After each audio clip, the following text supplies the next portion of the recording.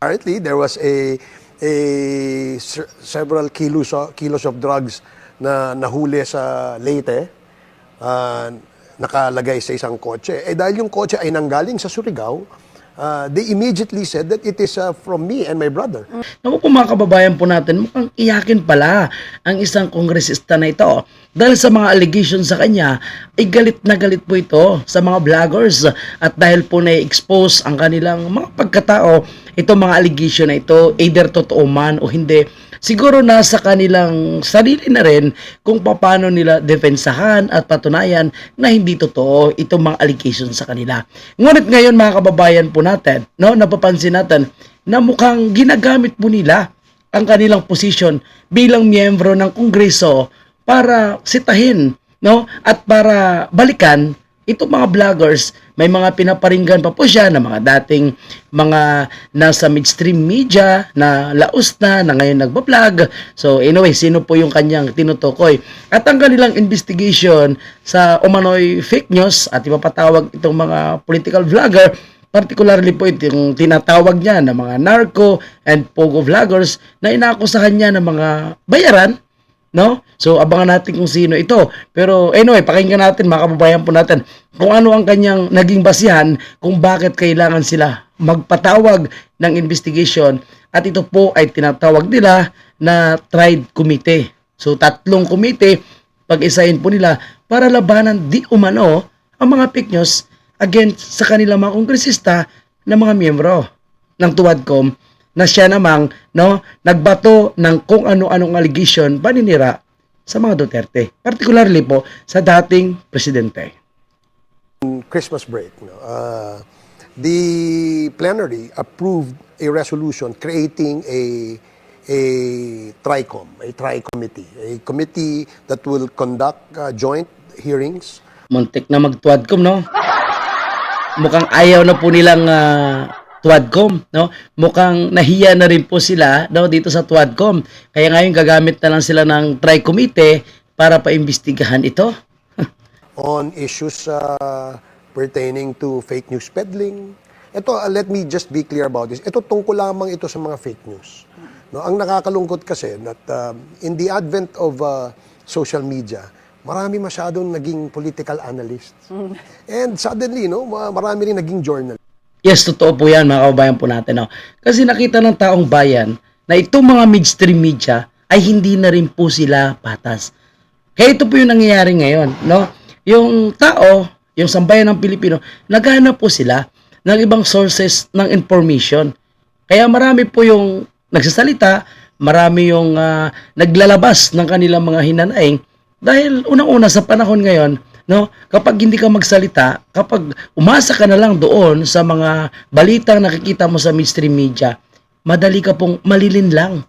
So, pasalamat lang po tayo dahil may social media na nakapagbigay ng alternatibong impormasyon at balita. At minsan nga, mas nauuna pa ang mga social media influencer, yung mga vlogger, yung mga uploader, no, malaki man o maliit, sa mga lehitimong mainstream media, mag-upload. At kung ano yung totoo, yun talaga yung na-upload. Walang dagdag, wala ring bawas.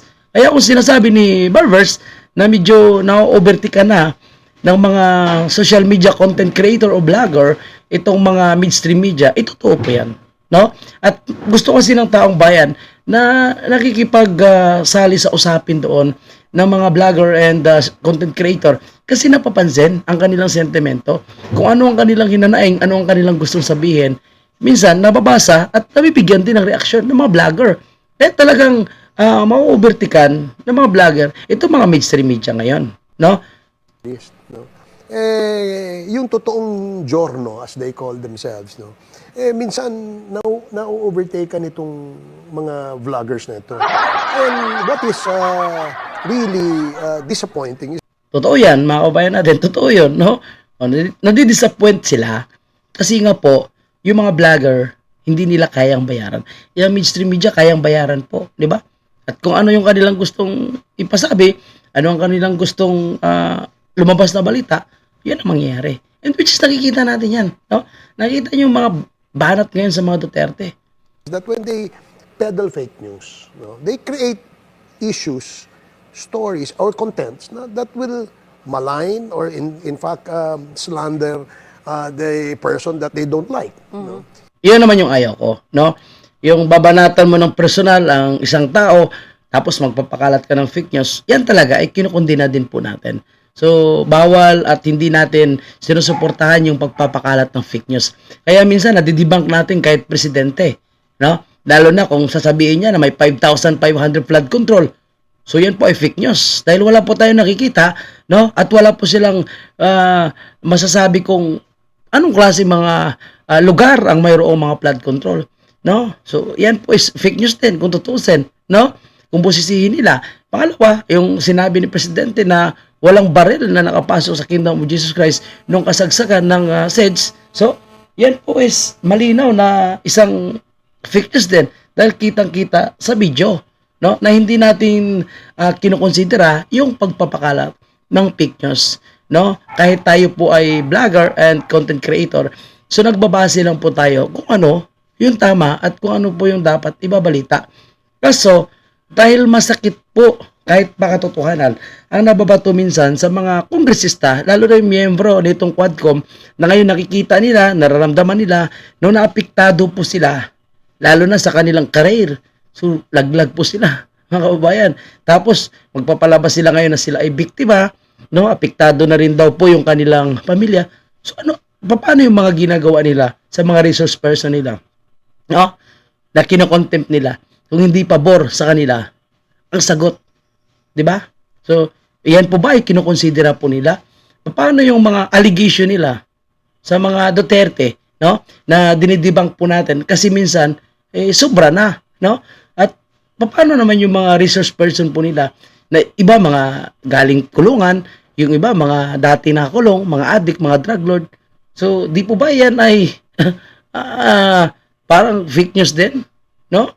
Kasi mas papaniwalaan mo yung isang kriminal o dating kriminal na wala namang sapat na basehan, basta't magbato na lang ng mga gusto nilang sabihin, no? Against sa mga Duterte, na yan naman po ay dinidebunk natin, kinokorek po natin, no? In this case, it has become a political tool. So, and that's quite scary. Called me a drug lord, because apparently there was several kilos of drugs na nahuli sa Leyte, nakalagay sa isang kotse. Dahil yung kotse ay nanggaling sa Surigao, they immediately said that it is from me and my brother. Yun naman ay talagang may nagpakalat doon na pangalan nun is Surigao Media. So, actually binasa rin po natin, no? In-analyze din po natin. Pero sa akin lang mga kababayan po natin, dahil ito sinasabi ni Varvers na hindi totoo yung allegation sa kanilang pamilya. So, patunayan nila, di ba? Mayroon naman sila kakayanan na kumuha ng mga vloggers, mga mainstream media, mag-invite, no, mag-press conference, at doon sila magsalita. I-debunk nila na hindi totoo itong mga allegation sa kanya, no, at lumalabas sa social media at ang pinapakalat ng mga vlogger.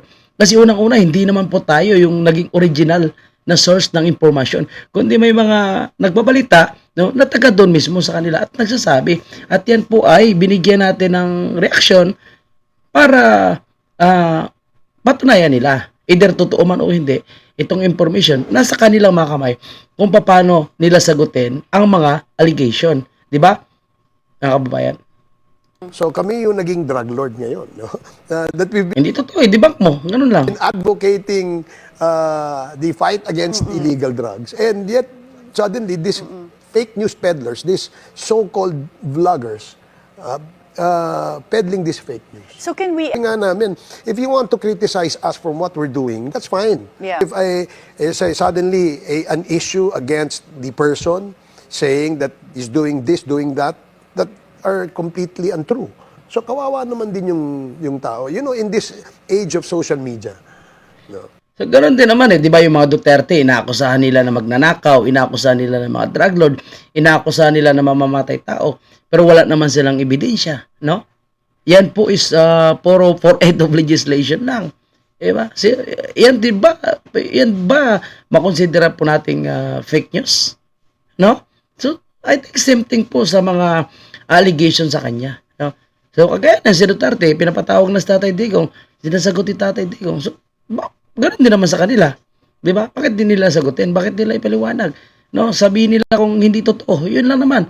Kasi hindi naman directly na sinasabi ng ibang mga vlogger na sila ay drug lord. Ang ano lang naman is sila di umano ay mga inaakusahan ng drug lord. So, let the people decide, no? At gaya niyan, sa Surigao, sa inyong lugar, malalaman talaga ng mga taga sa inyo totoo o hindi ang mga allegation. Pero may nagpakalat no? May nagpalabas So dapat 'yun ang kanyang unahing shutdown or kasuhan, no? Kasi nakikita po natin ang Surigao media na unang nagpalabas na di umano, no, itong mga barbers ang nagmamayari yung mga drugay na nahuhuli sa Liloan Fort. Hanggang ngayon, nandiyan pa rin, active pa rin, tuloy-tuloy pa rin yung pagsasalita. So, kung fake news, bakit hindi nila take down at bakit hindi nila kinasuhan? Bakit ngayon ang gusto nilang banatan ay mga vloggers? Dahil ang mga vloggers, sa totoo lang, mga kababayan po natin, na bumabanat sa kanila, syempre kasama na ako dyan, ay itong mga defenders ng mga Duterte, no? Para i-debunk ang mga kasinungalingan, yung mga paninira, no? Na mga lumalabas diyan sa Quadcom at the same time, no, itong mga pinapakalat din ng mga trolls at mga insaymada vloggers, no, para masira si Vice President Sara at si PRRD. So kung gusto nilang paimbestigahan ng mga vloggers, dapat ipatawag din po nila yung mga insaymada vloggers o yung mga vloggers ng BBM, 'di ba? O yung mga mainstream media na nagpapakalat ng maling impormasyon. Okay? So, yan lang po mga kababayan po natin. Anyway, antayin po natin ang mangyayaring pagdinig patungkol dyan. And sa isyong ito, kayo na pong bahala magbigay ng inyong komento or opinion. Kayo ba ay naniniwala o hindi sa allegation against kay Barbers? No? So, ang katanungan na yan, so, nasa inyo po, mga kababayan po natin, no? Kung paano nyo tingnan, no, ang mga taong ito, particularly po pinapaubayan natin doon sa mga taga Surigao mismo, no, dahil sila nakakaalam kung anong klaseng mga tao itong mga barbers. Okay, maraming salamat po, and God bless.